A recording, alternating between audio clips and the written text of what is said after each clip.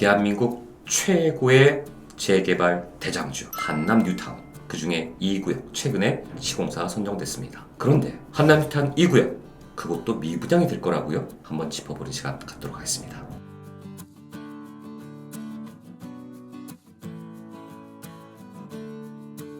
안녕하세요. 삼삼한 부동산 양재용 소장입니다.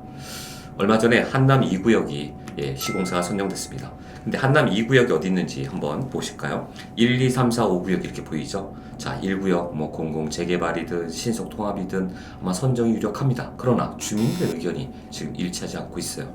공공으로 가자, 민간으로 가자. 근데 상가분들도 또 반대하고 있고, 그래서 좀 쉽지 않고 있습니다. 하지만 2구역 볼까요? 2구역은 바로 1구역 옆에 있죠? 이태원역 인근에 있고요. 옆에 있는 3구역 이미 현대에서 시공사 선정이 됐고, 4구역, 5구역 현재 준비 중에 있습니다. 어떻게 봐도 지도를 보더라도 상당히 역에서 가깝고요. 일단 사업시설이 많기 때문에 사업 요건을 잘 갖춘 상당히 좀 알짜배기 곳이라고 볼 수 있습니다.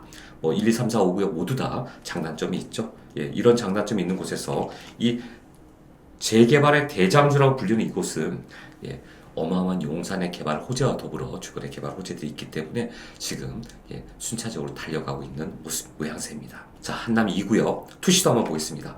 자, 대우와 롯데가 붙었죠.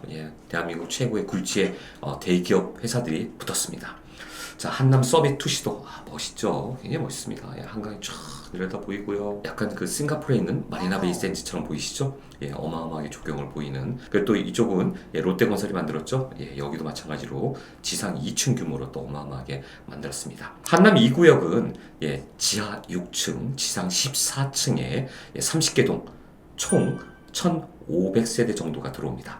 여기에 공사비 7,900억짜리 대규모 공사죠. 여기 2028년도 입주를 예정으로 해서 시공사가 선정됐는데, 보시다시피 두 회사가 아주 사활을 걸고 붙었습니다.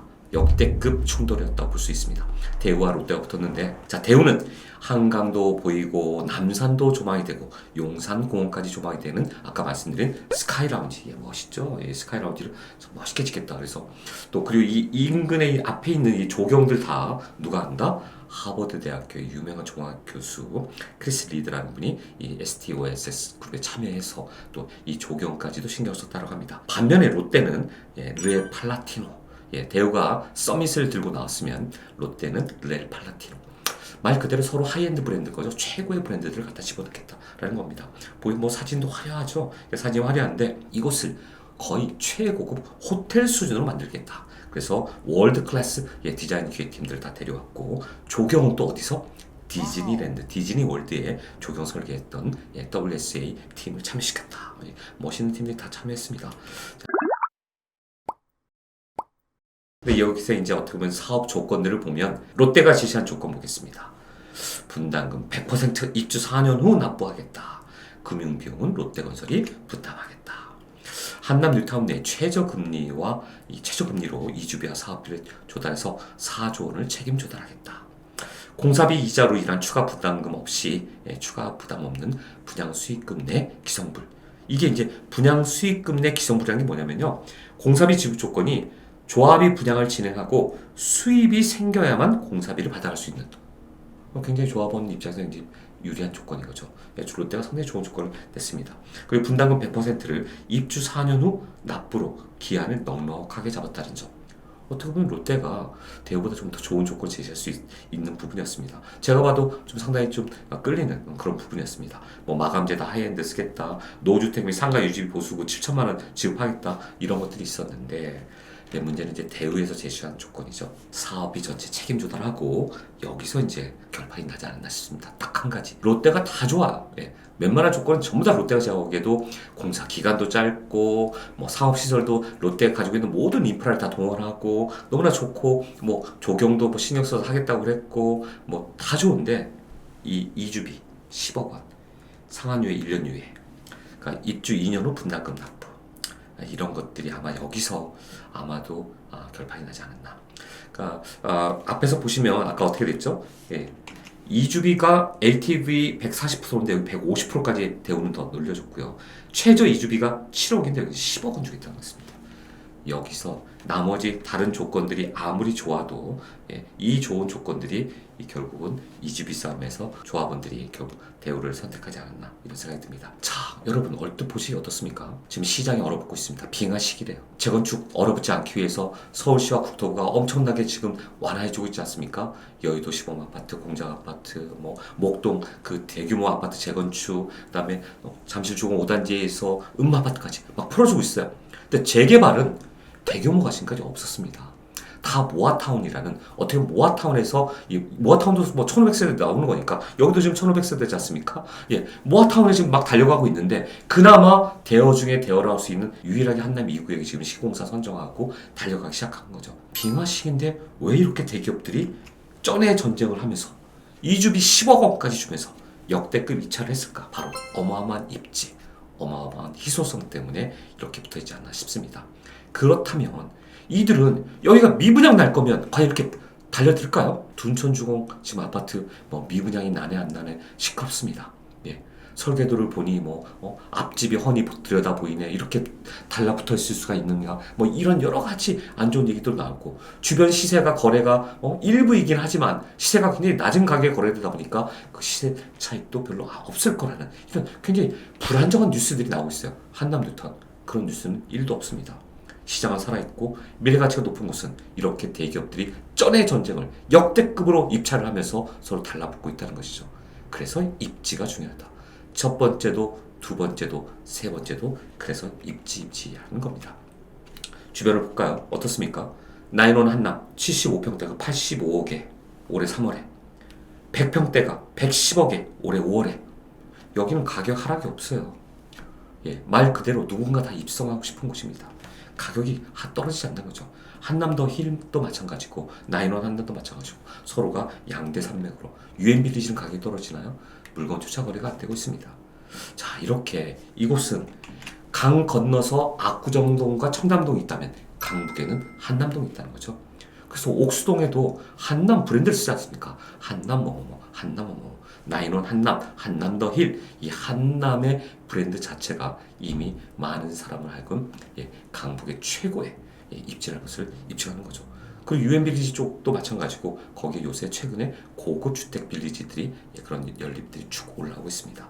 투자할 것 가치 상승, 중심지구 CBD라든가 YBD라든가 강남 업무지구 다 가깝잖아. 서울의 한복판이기 때문에 이렇게 사람들이 들어오고 싶어하는 거다. 또한 인근 부지에는 아까 말씀드린 어마어마한 개발호재, 제가 다 말씀드리지 않아도 아시겠죠? 유엔사 부지, 수성구 부지 전부 다 지금 다 캠프킴 이 인근에 웬만한 미군 부대가 빠지면서 전부 다 개발이 되고 있고, 또 용산민족공원도 2030년까지 최대한 빠른 시간 내에 개발하겠다고 지금 시작되고 있고, 신분당선도 한남 뉴타운을 가로질러서 GTX 노선과 연결되고, 자, 이런 것들이 어떻게 됩니까? 한남 이 뉴타운을, 한남동이라는 것을 더 브랜드를 고급 브랜드로 상승시키고 있는 그런 효과가 있는 거죠. 게다가 이곳은 역대 누가 삽니까? 재벌들이 살고 있고 풍수지리상 명당 자리로 손꼽히는 곳이기도 하죠. 한복판에 있다. 특히나 한남 2구역은 어떻습니까? 아까 보여드린 지하철 6호선 이태원역과 한강진역에 가까이 붙어 있는 거죠. 말 그대로 이태원 핫플레이스들이 있는 곳이죠. 이거 보실까요? 이태원역이 여기 있고 한강진역이 여기 있습니다. 자, 명품 스트리트. 자, 한강진역 가보시면 여기 꼼데가르송 길이라 해서 어마어마하게 지금 상가들이 계속해서 A급, B, 이 뒤편으로 확장되어 가고 있습니다. 그곳에 또 나인원 한남이 있고요. 이곳은 고급 주택가들이 형성되고 있고요. 이쪽 지역이 바로 뭡니까? 한남 1구역, 여기가 한남 2구역, 여기가 한남 3구역, 밑에 4구역, 5구역. 이쪽 전체가 다 어마어마한 고급 브랜드로 나타나고 있는 거죠. 위쪽에 이태원 위는 어디입니까? 여기가 바로 재벌 총수들이 사는 정말 부자촌인 거죠. 어마어마하게 경비들이 중간에 서 있는 그런 부자촌입니다. 자, 이 일대가 다 부자촌인 거죠. 여기 해방촌만 좀 빼고요. 해방촌은 용도도 일종 전용 지역입니다. 종 상향을 시켜줘도 2종 전용이 되는 거고요. 누군가 25층 얘기하는데 이건 약간 좀 허황된 허무맹랑한 얘기지 않을까. 그래서 쉽게 투자하실 때는 그런 땅의 용도, 종 상향 시켜도 어디까지 되는지, 층수가 어디까지 올라갈 수 있는지, 주변에 군사시설이라든가 이쪽에 국방부라든가 유엔 이런 것들이 있는지 좀 살펴보고 투자를 하시기 바랍니다. 자, 그런데 한남 2구에 문제가 있어요. 어떤 문제가 있을까요? 예, 과거에도 이런 문제가 있었습니다. 예, 동작부에 이런 문제가 있었죠. 시공사가 책임질 수 없는 권한 밖의 영역에 대해서 사업 제안서에 담아서 제안을 하거나 홍보하는 행위는 있어서는 안 된다. 결국 어떻게 됐죠? 재입찰했습니다. 그렇다면 한남 2구역도 그런 문제가 있을 수 있다는 거죠. 왜요? 이번에 대우가 어떤 일이 있습니다. 118 프로젝트를 진행했어요. 118m 프로젝트. 현재 90m밖에 안 돼요. 남산 고도 제한 걸려 있어서. 근데 2030 서울 플랜에 준해서 이거를 자기네들이 118m까지 올릴 수 있겠다라고 해서 제안서 쓰고 주민들한테 홍보를 한 거죠. 서울시가 리젝트하면 어떻게 하려고요? 국토부와 서울시가 서로가 인정을 해줘야 되는 거죠. 대우가 국토부도 아니고 서울시도 아닌데 이거를 14층밖에 안 되는 걸 현재 21층까지 큰 소리 치는 것은 이건 과연 어떤 배짱을 했는지 쉽지 않은 아마 향후의 문제 소지가 다분히 있다라는 얘기입니다. 그리고 뭐 혁신 설계, 반값 부담가 결국 이런 118 프로젝트가 해결되지 않으면 나중에 어떻게 되죠? 조합원들은 시간과 기회비용을 낭비하는 게 된 겁니다. 다시 재입찰하고 다시 하게 되면 2027년도, 28년도에 입주라고 했는데 이것이 29년, 30년 또 연기가 되는 거죠. 시간 비용, 기회비용의 상실일 수 있다. 이런 점에서 좀 어느 정도 좀 위기가 있지 않나라는 생각이 듭니다. 제가 드리고 싶은 얘기는 자, 대장주죠. 대기업들이 끌어들은 것들 미분양이 된다면 이렇게 어마어마한 입찰 경쟁을 하지 않았겠죠. 쩐의 전쟁을 하지 않았겠죠. 여러분 첫 번째도 두 번째도 세 번째도 입지고 또 희소성의 가치가 중요하다고 말씀드렸습니다. 누군가 입성하고 싶어하는 곳, 남들이 모두 갖고 싶어하는 곳, 그런 곳에 살고도 싶고 투자도 하고 싶은 곳, 이런 곳을 찾으셔야 됩니다. 물론 그런 곳이야 돈 주면 다 되겠지. 하지만 어느 정도 가성비가 있으면서 굳이 한남 뉴타운이 아니더라도 또 그런 곳을 찾으시면 된다는 거죠. 그곳이 바로 찐 부동산이고 여러분이 투자할 곳이라는 거죠. 미분양이 예상되고 뭔가 두려움이 있는 곳이고 그곳에 고급 일자리도 없고 개발 호재가 많지 않고 개발 호재가 있다 하더라도 아직 눈앞에 가시화되지 않았다는 곳은 한 번쯤 점검해 보시고 투자를 하셔야 된다는 얘기입니다. 제가 말씀드리고 싶은 건 그렇습니다. 지금 아파트 값이 많이 떨어지고 있습니다. 하지만 서초나 한남동 이런 곳은 떨어지고 있지 않죠. 용산 쉽게 떨어지고 있지 않습니다. 자, 여러분들 어떤 곳이 정말 알짜 부동산인지 또 설사 떨어지고 있다 하더라도 한계선이라는 게 있는 겁니다. 이게 잠시 주춤하고 시장의 패닉에 의해서 시장은 심리, 분위기에서 많이 흔들리고 있습니다. 그럴 때일수록 어떻게 됩니까? 알짜배기 물건을 찾으려고 노력하십시오. 워렌 버핏이 유명한 얘기를 했죠. 다른 사람이 욕심을 부릴 때 신중하고 다른 사람이 두려워할 때 한 번쯤 도전해라. 욕심을 부려라. 저는 지금이 아닐까 싶습니다. 자, 지금 이 겨울부터 내년 봄이 정점이지 않을까 싶습니다. 자, 금리도 어느 정도 내년 정점을 찍고 이제 안정화 추세로 갈 것 같고 베이비 스텝으로 오히려 내년 하반기부터는 오히려 다시 떨어질 거라는 얘기도 나오고 있습니다. 자, 그렇다면 지금 이 시간부터 내년 상반기까지 눈을 크게 뜨고 주변을 살펴보자. 그러면 여러분의 성공 투자할 수 있는 곳이 나타날 수 있다. 제가 여러분께 항상 응원하고 도와드리겠습니다. 여러분의 성공 투자 항상 응원합니다. 궁금한 사항 있으시면 연락 주시고요. 제가 1:1 상담 성실하게 해드리도록 하겠습니다. 여러분의 성공 투자 항상 응원합니다.